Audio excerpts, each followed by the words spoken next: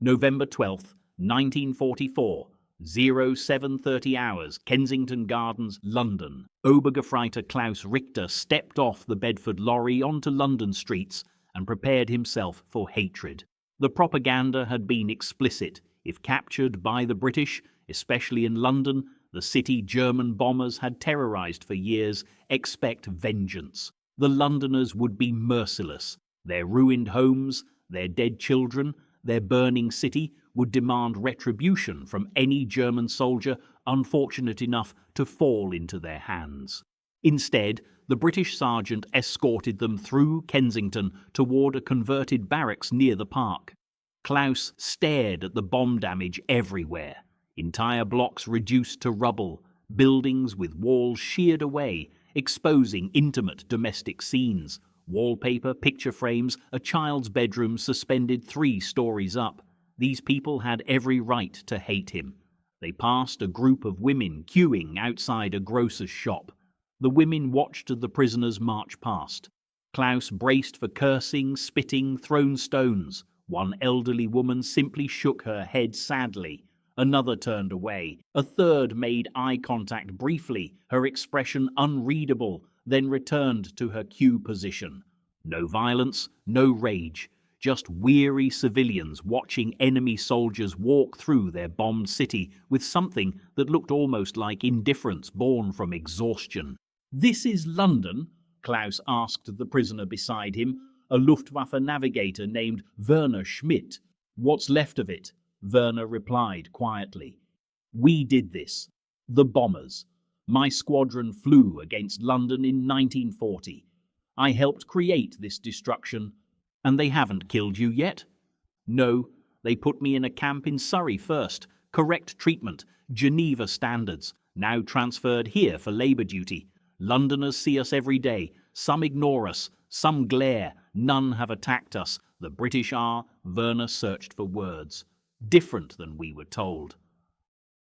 The barracks.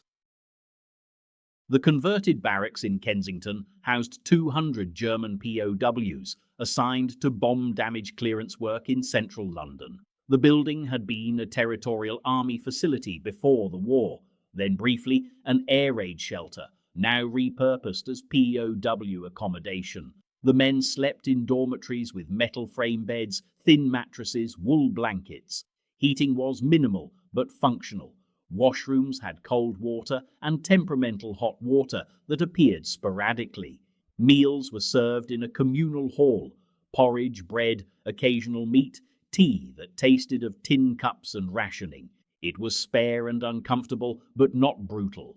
Most significantly, it was in London itself, not isolated in the countryside. The prisoners would work in the city. They would see Londoners daily. They would confront directly what German bombers had done. The camp commandant, Major William Patterson, addressed the new arrivals in the barracks hall that first evening. He was a thin man in his 50s, too old for combat duty, who spoke German with a careful academic precision. "You will work clearing bomb damage," Patterson explained. "Rubble removal, structural demolition, salvage operations. You will work 8-hour days, 6 days weekly. You will be escorted by guards at all times. You will not speak to civilians unless addressed first. You will conduct yourselves with discipline. Any prisoner who attempts escape, violence, or sabotage will be court-martialed under British military law." He paused, looking across the assembled prisoners.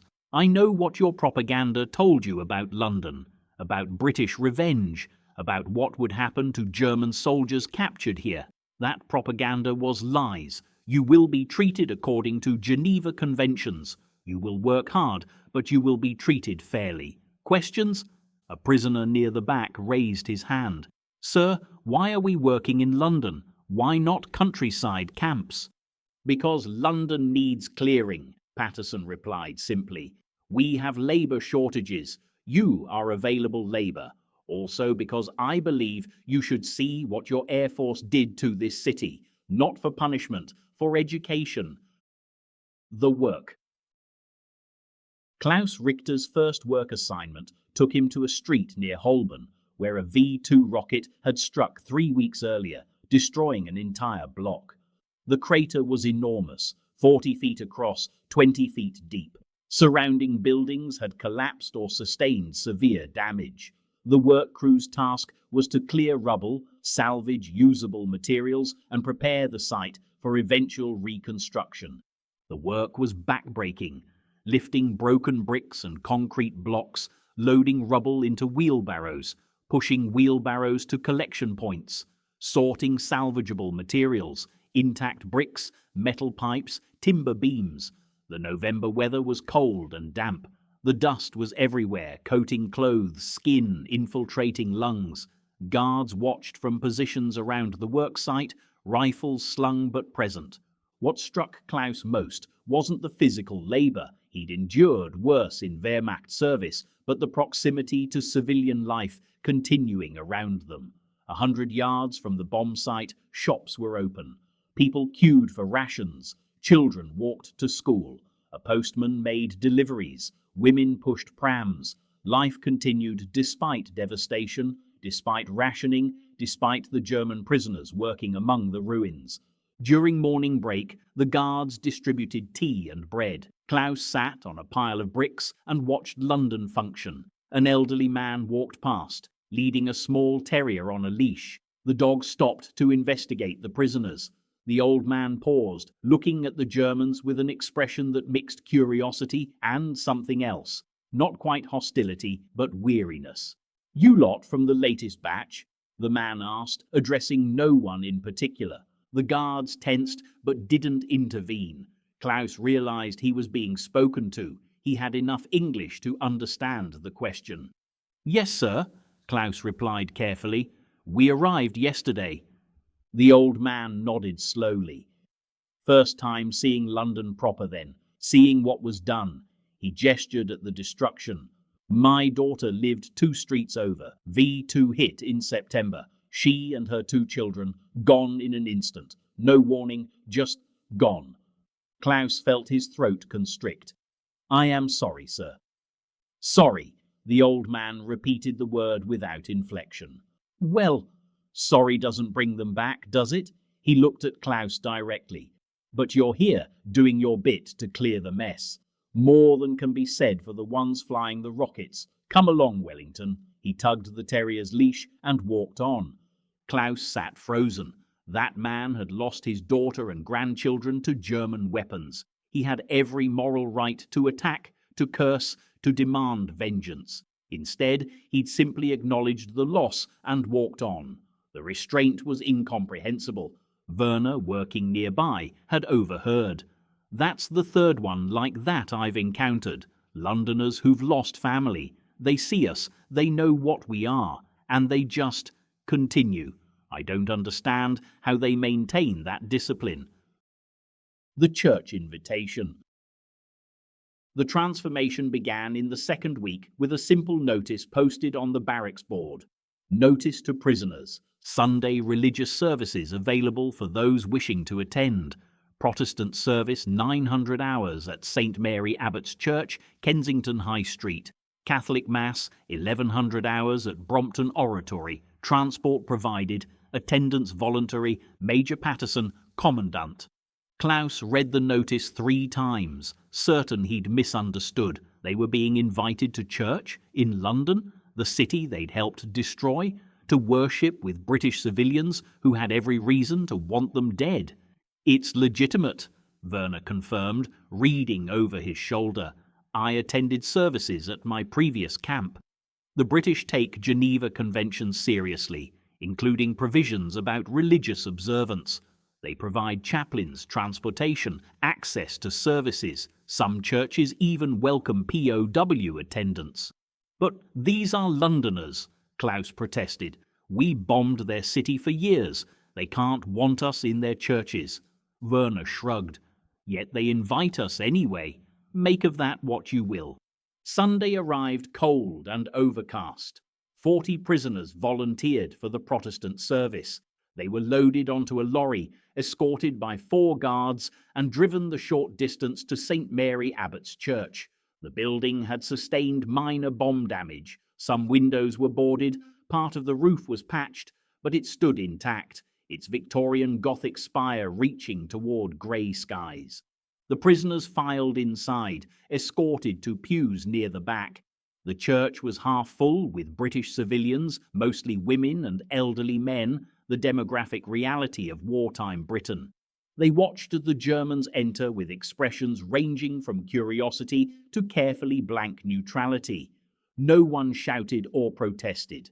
The vicar, an elderly man with thick spectacles, nodded acknowledgement towards the prisoners before beginning the service. The liturgy was Church of England, similar enough to Klaus's Lutheran upbringing that he could follow along. They sang "Abide with Me." He knew the German version, "Blieb bei mir, Herr." The vicar delivered a sermon about forgiveness and the difficulty of loving one's enemies, speaking in English that Klaus mostly understood, though Werner quietly translated key phrases. "Christ commands us to love our enemies," the vicar said, his voice carrying through the damaged church. "Not because it's easy, not because they deserve it, but because love is the only force powerful enough to break cycles of hatred. We have suffered terribly in this city. We have lost homes, loved ones, peace. German bombs have torn our neighborhoods apart. Yet today we worship alongside German soldiers because our faith demands more of us than simple vengeance. We are called to see the image of God even in our enemies, especially in our enemies." Klaus felt tears he hadn't shed since childhood burning behind his eyes. This vicar, ministering to parishioners who'd endured years of German bombing, was preaching forgiveness toward the men who'd helped destroy their city. After the service, the prisoners filed toward the exit. A middle-aged woman stopped Klaus at the door. She was thin, dressed in shabby but carefully maintained clothes, holding a worn prayer book. "First time at St. Mary Abbots?" she asked in slow, clear English. Klaus nodded. "Yes, ma'am. First time in London church." "You're very welcome," she said simply. "God's house is open to all who seek him. Tea and biscuits in the parish hall if you've permission to stay." Major Patterson had authorized a 30-minute fellowship period. The prisoners, stunned by the invitation, followed British parishioners to the parish hall. Long tables held urns of weak tea and small plates of biscuits, rationed precious supplies being shared with enemy soldiers. Klaus accepted tea from an elderly woman who informed him matter-of-factly that her son had been killed at Dunkirk, then asked if he took milk. A grandfather showed Werner photographs of his granddaughter who'd been evacuated to Wales. A younger woman with a factory worker's rough hands asked Klaus in halting German if he had family, then expressed sympathy when he mentioned his wife and son in Hamburg, subject to British bombing. "It's terrible all around, isn't it?" she said sadly. "All this killing and destroying. Your family frightened in Hamburg, mine frightened here. Such waste." The encounters were brief and somewhat stilted, constrained by language barriers and the fundamental strangeness of enemies sharing tea. But they happened. British civilians whose city had been terrorized by German bombers for years were serving tea and making small talk with German prisoners. On the lorry ride back to barracks, Klaus sat in silence, trying to process what he'd experienced. Finally, he turned to Werner. "I helped bomb these people. The flak battery I served with shot at RAF planes defending London. I contributed to the destruction of their homes, and they invited us into their church, served us tea, asked about our families." "Yes," Werner agreed quietly. "That's precisely what they did." "Why? How?" The propaganda said they were weak, decadent, incapable of real sacrifice or discipline. But this isn't weakness. This is. Klaus struggled for words. This is something else entirely, something we weren't taught to recognize. The gradual transformation. Weekly church attendance became routine for many prisoners. Catholic services at Brompton Oratory attracted similar participation. The encounters with British parishioners continued, brief conversations, shared tea, gradual humanization of enemies on both sides. The work continued too, clearing bomb damage, salvaging materials, rebuilding what German weapons had destroyed. The irony wasn't lost on the prisoners. They were now manually repairing some of the devastation they'd helped create. Klaus's work crew was assigned to a damaged school in Chelsea. The building had been hit by a V1 flying bomb. The blast had destroyed the east wing and damaged the gymnasium. Children had been evacuated to the countryside, but the school needed clearing before repairs could begin. While working in the damaged gymnasium, Klaus found a child's exercise book in the rubble. The pages were torn and stained, but readable. Arithmetic exercises, simple drawings. A child's name carefully printed at the top, Dorothy Marsh, age 8. The book ended abruptly mid-page. Whatever had come next, lost to bombing. Klaus showed the book to the guard, Corporal Jenkins, a Welshman who'd served in North Africa. "Sir, I found this. Should I save it, in case someone wants it?" Jenkins looked at the book, his expression softening. "Set it aside. Salvage team collects personal items. They return them to families when possible. Someone might want that. Memories matter." That afternoon, a woman approached the work site. Middle-aged, wearing a threadbare coat, escorted by a British officer checking salvage progress. She was looking for items from her home 2 streets over, destroyed in the same V1 attack. Klaus watched her sort through salvaged possessions. A teapot, some photographs, a child's toy. Her movements were careful, reverent, handling each rescued item like sacred relics. She noticed the prisoners working nearby. "Are those German boys?" she asked the officer. "German POWs, yes ma'am, assigned to clearance work." She looked at Klaus and his crew for a long moment. "Well, at least they're making themselves useful. Better than sitting idle, I suppose." It wasn't forgiveness exactly, but it wasn't hatred either. Just pragmatic acknowledgement that German prisoners clearing British bomb damage was better than the alternatives. Christmas 1944. The transformation accelerated during the Christmas season. St. Mary Abbots organised a Christmas Eve service that specifically invited German prisoners. The vicar had secured permissions from both military authorities and his parish council, the latter requiring considerable persuasion, as some parishioners opposed welcoming Germans to Christmas worship. 200 German prisoners from multiple London work details attended. The church was decorated with holly and ivy, candles providing warm light in the bombed and patched sanctuary.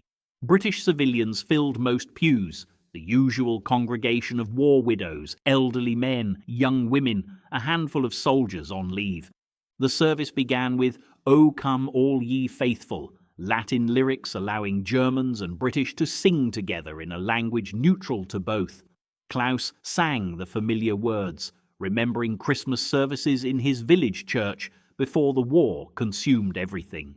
The memories brought sharp pain. His wife, his son, a Germany that seemed impossibly distant from this bombed London church. The vicar's sermon addressed the difficulty of celebrating birth of Prince of Peace during brutal war. "We sing of peace on earth while bombs still fall on Germany and rockets still strike London. We sing of goodwill toward men while hating our enemies. Yet Christmas demands we remember that Christ came for all humanity, German and British, soldier and civilian, victor and vanquished. In this season, above all others, we are called to recognize our shared humanity beneath our national enmities." After the service, the parish hall hosted modest Christmas refreshments, tea, biscuits, small portions of Christmas cake made with rationed ingredients and creative substitutions. British parishioners and German prisoners mingled awkwardly, united by Christmas spirit and divided by everything else. An elderly British man approached Klaus, carrying 2 cups of tea. "You look cold, son." Here, he handed Klaus a cup. "Thank you, sir." "First Christmas away from home?" "Second, sir. Last Christmas I was in France. This is different." "Better or worse?" Klaus considered carefully. "Different. In France, we were soldiers at war. Here we are prisoners, but we are also invited to church at Christmas. I don't know how to categorize that experience." The old man smiled slightly. Welcome to the British way of doing things. We hate you for what your country has done, but we invite you to Christmas services because that's what Christians do. We're contradictory people, we British. Hold grudges for centuries while serving tea to enemies. Makes no sense, but there you are. It makes more sense than our propaganda suggested, Klaus admitted. We were told you were decadent, weak, incapable of real civilization. But this, he gestured around the parish hall at British and Germans sharing Christmas cake. This requires strength, discipline, commitment to principles even when it's difficult. That's not weakness. No, the old man agreed. It's not. Though sometimes it feels like weakness when you're trying to maintain civility toward people who destroyed your city. But weakness would be descending to cruelty because it's easier than maintaining standards. Strength means doing what's right even when it hurts. The integration. By spring 1945, the pattern was established. German prisoners worked clearing London's bomb damage 6 days weekly. On Sundays, they attended church services, increasingly integrated into parish communities. The relationships remained complex. Germans and British weren't friends exactly, but they were no longer simple enemies either. The work created grudging respect. Londoners saw German prisoners labouring in ruins the Luftwaffe had created. Physical labour repairing damage provided tangible evidence that these particular Germans at least were contributing something constructive. The visibility mattered. These weren't abstract enemies, but men who could be watched, evaluated, judged on their actions rather than their nationality. The church communities provided spiritual framework for the complicated relationships. Shared worship didn't erase what had happened. British parishioners hadn't forgotten the Blitz. German prisoners hadn't forgotten Hamburg's firestorms. But it created space where enemies could exist in the same room without violence, could share sacraments that transcended nationalism, could acknowledge common humanity despite everything pulling them apart. Klaus noticed the evolution in small details. British guards who'd initially maintained cold correctness began making small conversation, asking about families, sharing cigarettes, discussing football. Civilians stopped glaring at work crews and instead simply nodded acknowledgement. Church parishioners learned prisoners' names, asked about them when they were absent, remembered their prayer requests.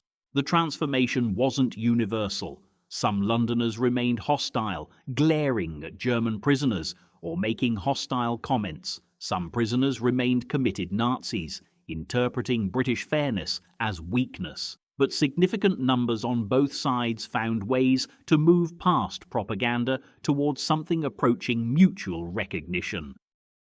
The Letter Home. April 1945. Klaus Richter sat in the barracks common room, writing to his wife in Hamburg.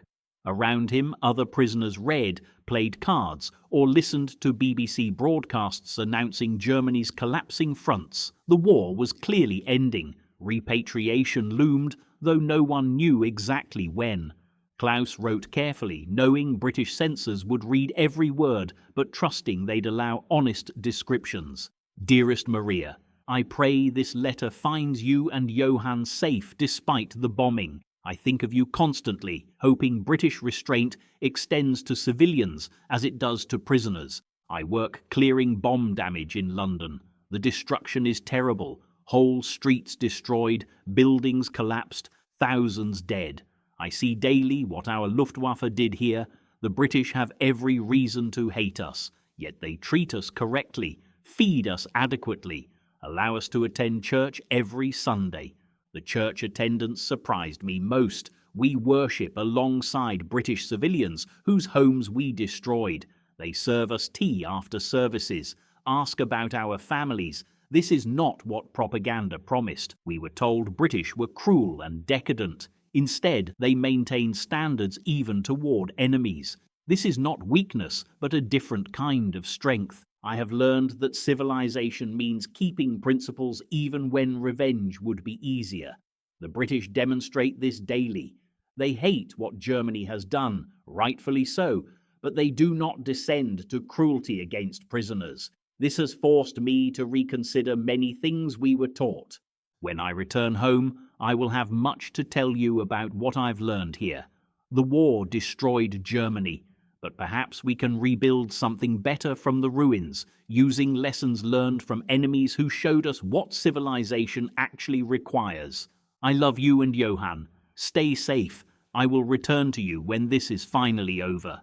Klaus. He sealed the letter and submitted it for censorship, knowing it would reach Hamburg in weeks if postal systems still functioned. The vulnerability of writing honestly about his experiences was worth it.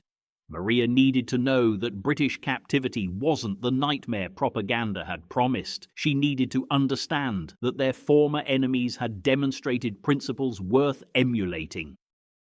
The Reckoning. May 8, 1945. VE Day.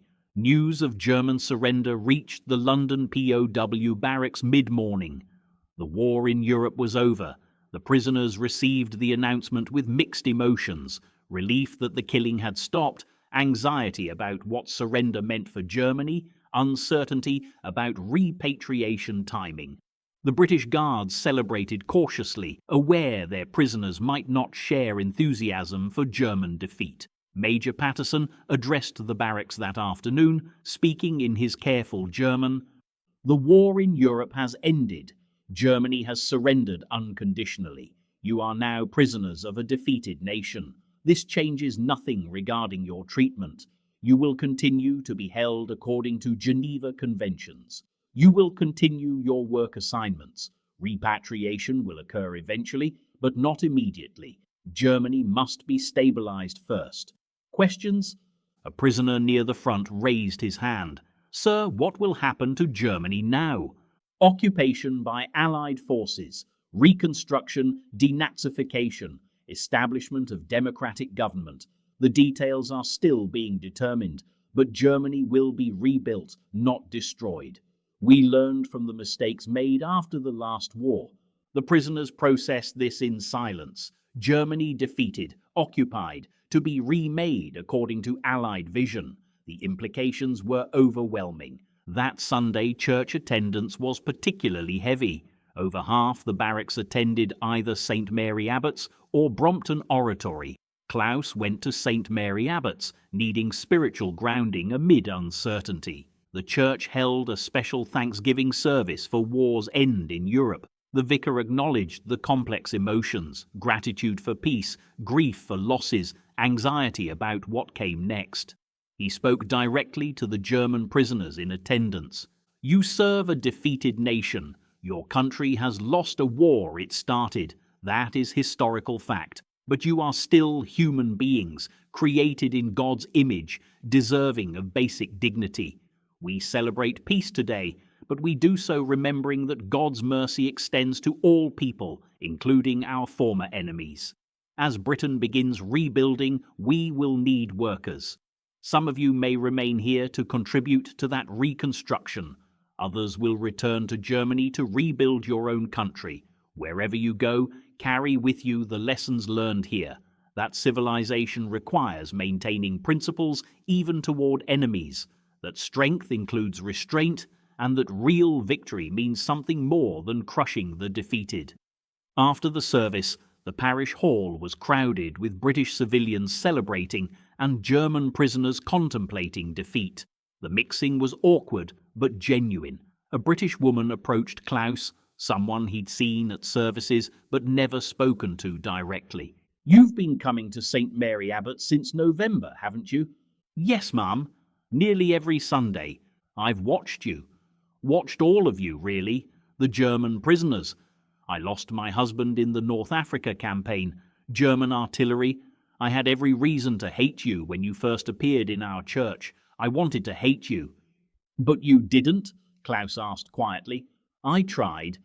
God knows I tried. But week after week, I watched you singing hymns I've sung since childhood, praying prayers I've prayed for decades, seeking the same God I seek. Eventually, I couldn't maintain the hatred. You're just men. Enemy men, yes, but still just men seeking God and hoping to survive this terrible war. She paused, seeming to gather courage. I'm telling you this because the war is over now. You'll be going home eventually. When you do, remember that a British woman whose husband died fighting Germany told you that hatred has limits, that common humanity can survive even war. Build something better when you return home. Make this suffering mean something by creating a Germany worth the sacrifice. Klaus felt tears he'd been suppressing since surrender announcement. I will try, ma'am. I promise I will try. The reconstruction. German prisoners in London remained through 1945 and 1946, continuing clearance and reconstruction work as Britain began rebuilding. Their status shifted from enemy prisoners to defeated nation labourers, but their treatment remained consistent, fair, firm, fundamentally decent. The work expanded beyond simple clearance to actual reconstruction. German prisoners helped build temporary housing for bomb-damaged families. They repaired roads and bridges. They salvaged materials for reuse in construction. The labour was hard but purposeful, contributing directly to healing the city their nation had damaged. The church relationships deepened. Regular worshippers at St. Mary Abbots came to know individual German prisoners by name. Small acts of kindness emerged. A parishioner bringing extra rations for prisoners, a prisoner repairing something for an elderly churchgoer, Germans and British celebrating liturgical holidays together. Klaus formed a particular friendship with Mr. Thomas, the elderly British man who'd first spoken to him on Christmas Eve. Thomas had been a school teacher before retirement, was widowed, attended St. Mary Abbots faithfully. He began tutoring Klaus in English during post-service fellowship periods, improving Klaus's language skills through patient instruction. "Why do you help me?" Klaus asked during one session. "I am enemy soldier. My country destroyed yours." "Because you're here, trying to learn, trying to improve," Thomas replied simply. "Because helping you costs me nothing but time, and I have time in abundance. Because my faith requires it. Because doing small kindnesses helps heal the larger wounds. Take your pick of reasons, all are true." The tutoring became regular Sunday routine. Other prisoners joined, creating informal English classes in the parish hall. British parishioners volunteered as conversation partners. Language became bridge connecting former enemies, enabling relationships impossible without communication. The choice. By late 1946, repatriation was beginning, but British authorities offered some German prisoners option to remain in Britain as civilian workers. The post-war labour shortage was acute. Millions of British men had died or been disabled. Reconstruction demanded workers. Immigration policy was being relaxed to fill gaps. Klaus received the offer in November 1946. He could return to Hamburg, to his wife and son, to a Germany devastated and occupied.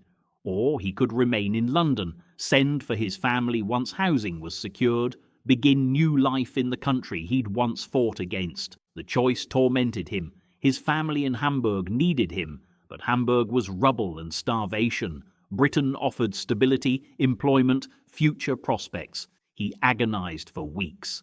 Mr. Thomas offered perspective. "There's no wrong choice here. Your wife and son need you, that's true, but they also need food, housing, stability. If you can provide those things better from London, sending money and eventually bringing them here, that's not abandonment. That's sacrifice for their benefit. Germany will recover eventually, but recovery will take years. Britain is recovering now. You've worked hard here, learned English, built relationships. Those are assets you can use to build secure life for your family. Only you can decide, but don't let guilt drive the decision." Klaus wrote to Maria, explaining the situation, asking her thoughts. Her response took 3 weeks to arrive, postage through complicated occupation zone channels. Her letter was pragmatic. "Come home if you can. I miss you desperately. Johann asks about you constantly. But if London offers better prospects, if you can build secure life for us there, then do that. We will wait." We have waited this long, waiting longer for actual security rather than returning to Hamburg starvation. That is bearable. Do what is best for our family's future, not what feels emotionally easiest now. Klaus chose to remain. He accepted civilian worker status, obtained employment permit, continued reconstruction work as paid labourer rather than prisoner. The transition was bureaucratic rather than dramatic. Paperwork, signatures, stamps.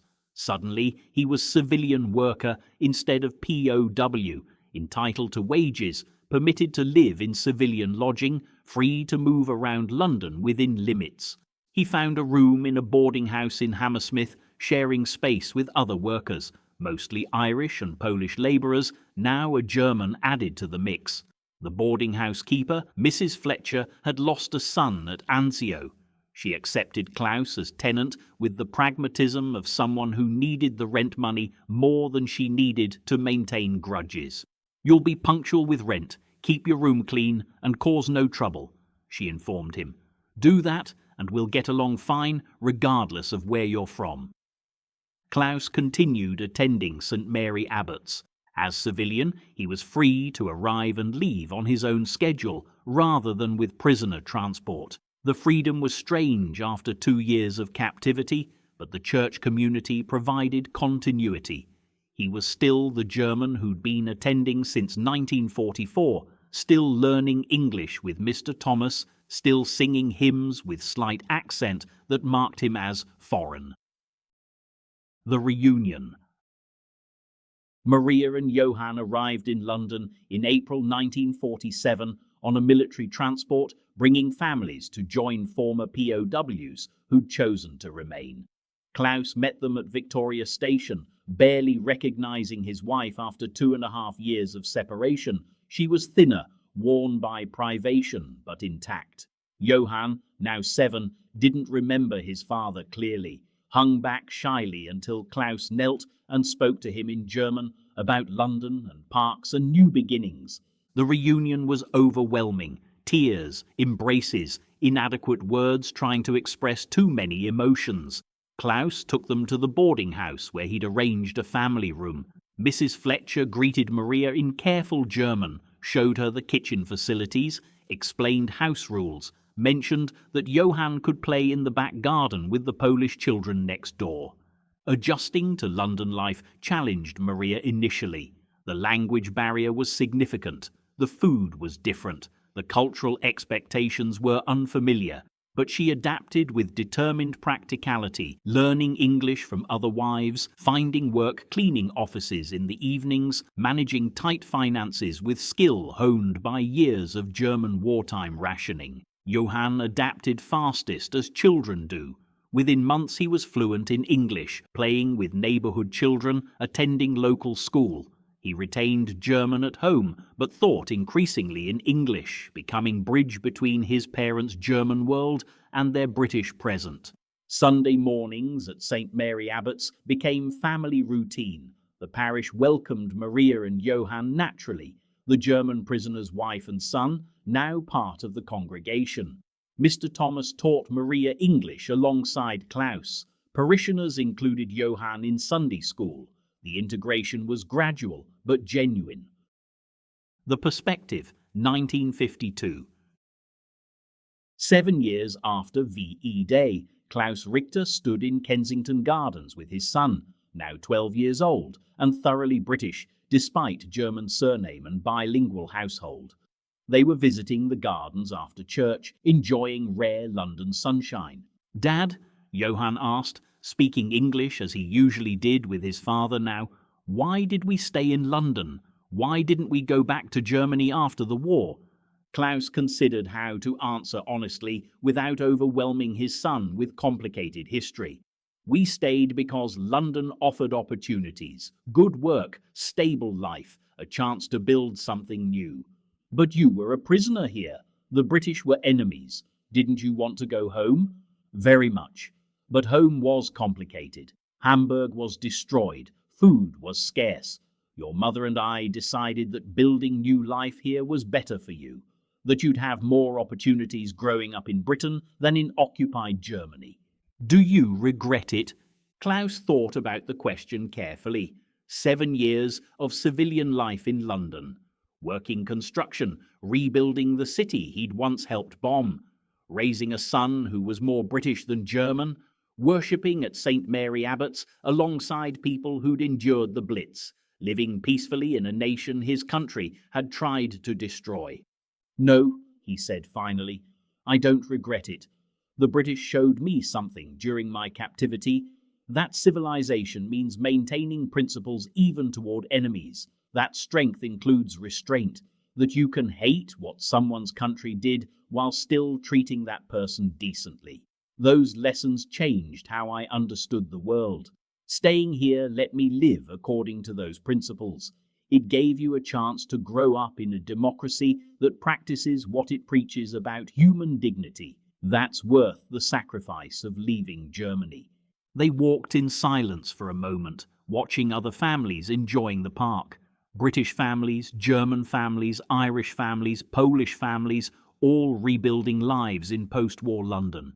The vicar at St. Mary Abbot says you were invited to church when you were still a prisoner, Johann said.